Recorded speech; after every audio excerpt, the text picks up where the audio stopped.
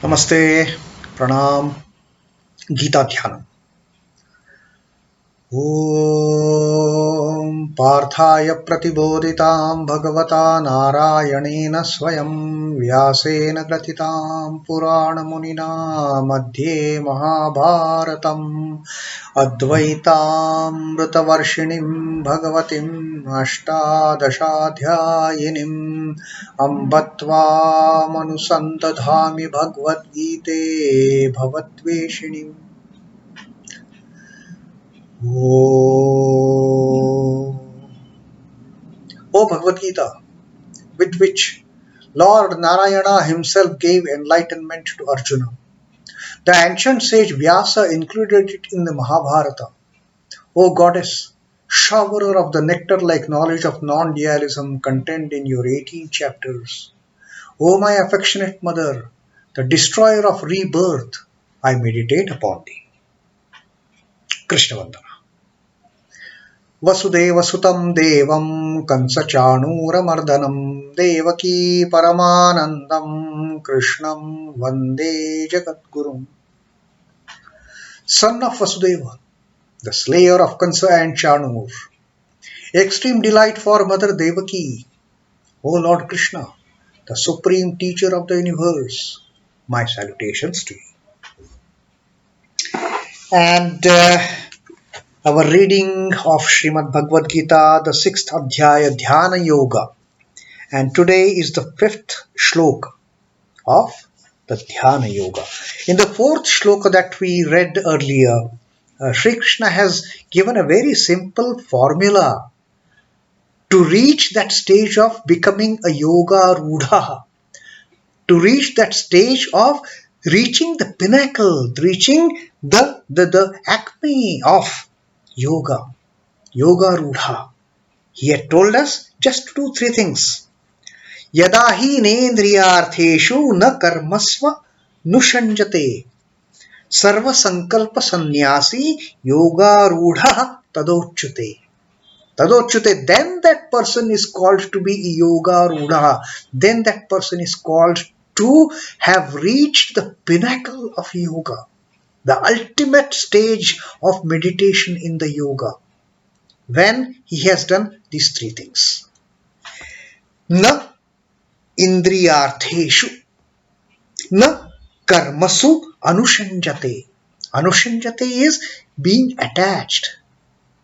When he is not attached to indriyartheshu, the sense objects. Na karmasu, when he is not attached to the action itself, performing all the actions as the Lord's work. Who am I to own that ownership of the action? No attachment. It is the Lord's work. Lord has given me that work. He has given me that opportunity. The Lord has given me that work to do by using the resources available with me. The Lord has found me fit to do that work. Therefore, He has given me this work. It is not my work. So, no attachment with the sense objects, no attachment to the work as such, and sarva sankalpa sannyasi. There is no need to create any motive to do that work. Get rid of all the sankalpas. Get rid of all the motives of doing any work. You are not doing your work. You are just an instrument in the hands of the Lord. You are just an instrument in the hands of the Divine Mother doing that work. And when you perform a work with these 3 actions, 3 things, Sri Krishna says, you can reach, you can be Yoga Rudha, you can reach that ultimate stage, the ultimate pinnacle, the ultimate acme of becoming a great yogi. And now in this 5th shloka, Sri Krishna is now going to tell us that what should sadhaka do? A spiritual aspirant, having understood these teachings of Sri Krishna, what a spiritual aspirant, what a sadhaka should do? That is what Sri Krishna is telling us in this 5th shloka. Uddhared ātmanātmānaṁ nātmānam avasādayet ātmaiva hyātmano bandhur ātmaiva ripur ātmanāḥ. Now Sri Krishna is telling us another secret, a beautiful secret pertaining to this self, what we consider to be our self. Sri Krishna is telling us, uddhared ātmanātmānaṁ. Uddhared. Let him lift. Let the spiritual aspirant, let this yogi intended to be, let this person aspiring to be yogi, uddhared, let him lift ātmanāh, ātmanām. Let him lift this self with the self. The ātmanām avasādayet. Let him not lower his self. Avasādayet is lowering down. Rather, he should lift this self. Uddhared. And no avasādayet. No letting down. Let him lift this Atma. Let him lift this little self towards the higher self, towards the ultimate self. And na ātmanam avasādayet. Let him not befall this Atman. ātmaiva, he, ātmaiva, he ātmanaḥ. Atma alone is verily, Atma verily, ātmano bandhur. Atma is verily a friend of the Atman. And ātmaiva ripur ātmanaḥ. And this little self also can become the deadliest of the enemies. The Atman actually is a friend of the Atman. But this Atman can also become the vilest of the enemies. ātmaiva ripur ātmanaḥ. Let a man raise himself by his own self, by his own inner self. Let him not debase himself. Let him not lower himself down from that pinnacle. Let him lift himself to that pinnacle, the yoga rudha that Sri Krishna told us in the 4th shloka. Let him reach that stage of being yoga rudha with the help of this Atman and not bring him down, not avasādayet, because he is himself his friend. Our self is our friend, but our self can also be our deadliest enemy. Sri Krishna is giving us a wonderful cautioning note. He's cautioning us, my dear friend, you yourself are your friend, you yourself are your enemy. Decide which way you want to go.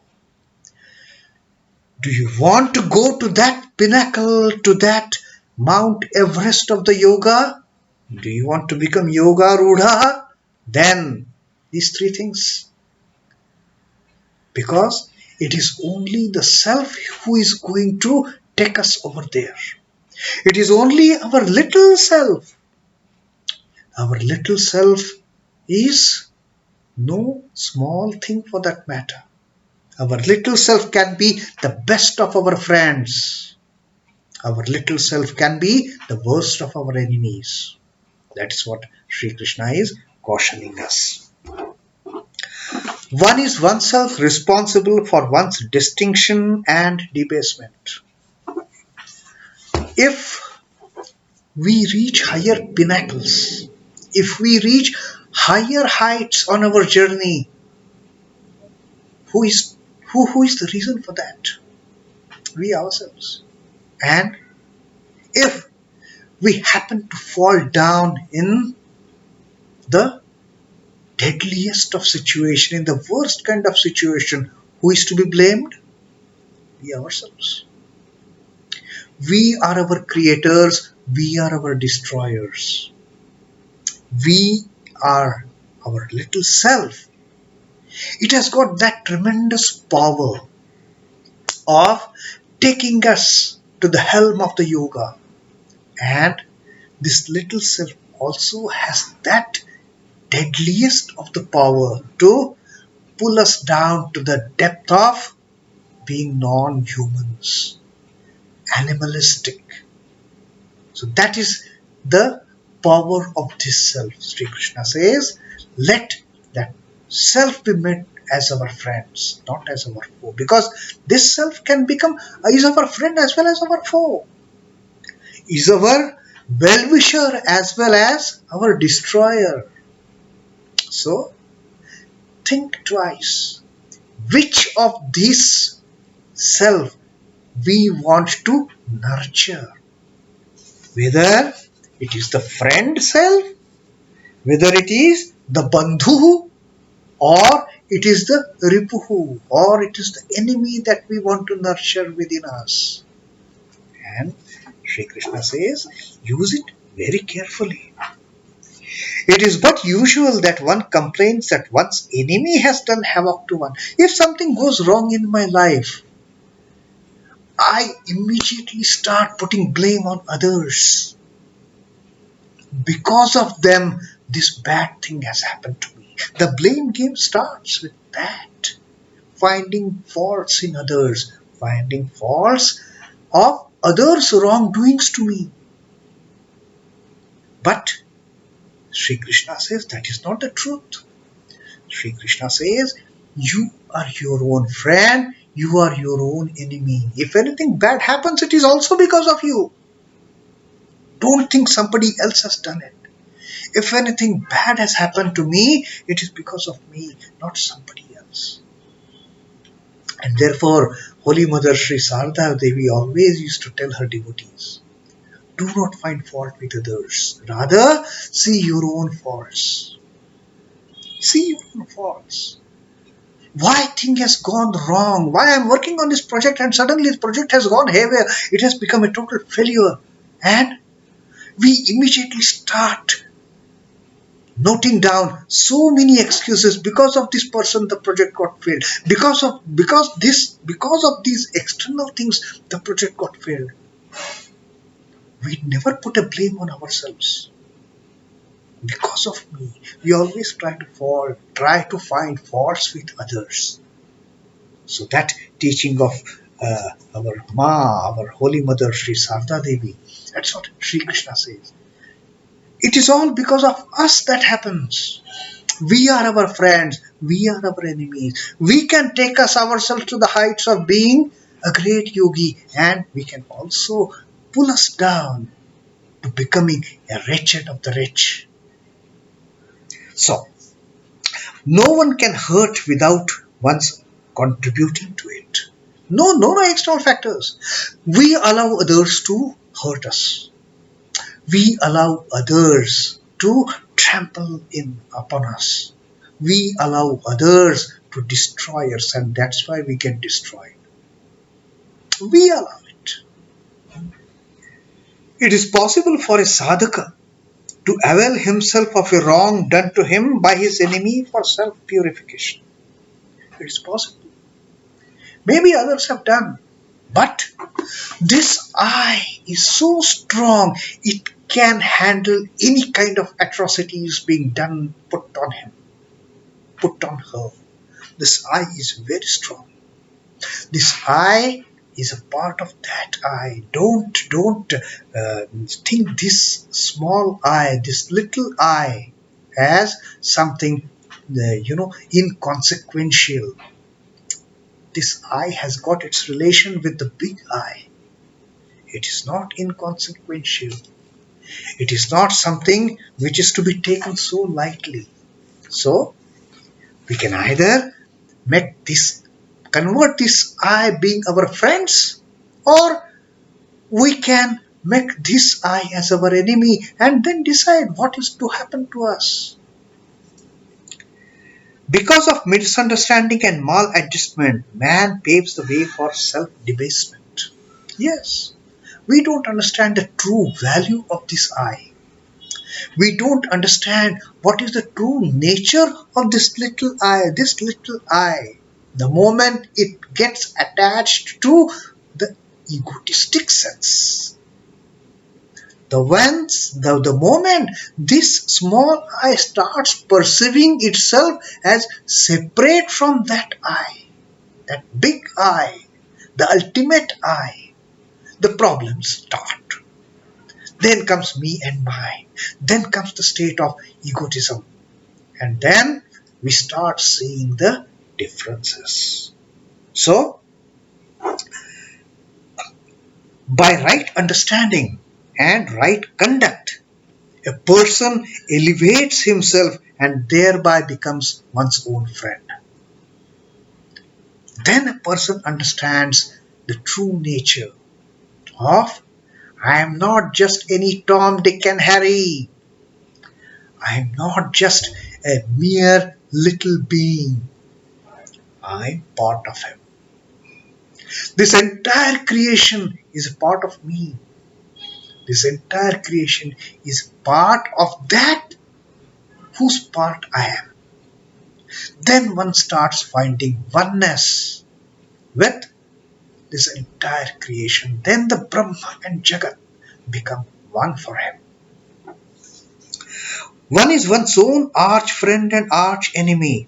The one that understands this fact learns an invaluable lesson in life. So Sri Krishna says that you yourself have to decide. You lift yourself using yourself. Uddhared ātmanātmānaṁ. But you can also debase yourself. You can also lower down yourself using yourself, because this self is your best friend. This self is your worst enemy. Think. You decide which way you want to use this Atman, as a bandhur or a ripur. Simple instruction. Sri Krishna doesn't, mince the words. His instructions are so clear. He has shown us the way how to reach that pinnacle of yoga rudha. And this is what Sri Krishna tells us in this fifth shloka of the Dhyana Yoga. Slowly Sri Krishna is taking us towards our real nature. That with this self you can go up, with this self you can go to the drain, you can go to the gutter. Because this self is our true friend. This self is also the worst of our enemies. Handle it very carefully. Choose which self. You want the friend self or you want the enemy self. Take the help of this friend self. Make this friendship so strong that we reach the pinnacle of yoga. We become yoga rudha. So that is Sri Krishna teaching us this beautiful teaching in the fifth shloka of the Dhyana Yoga. And slowly we are progressing towards getting into the state of meditation. Om Namo Bhagavate Vasudevaya. Sri Krishna Arpanamastu. Jai Sri Ramakrishna. Jai Thakur. Jai Ma. Jai Swamiji.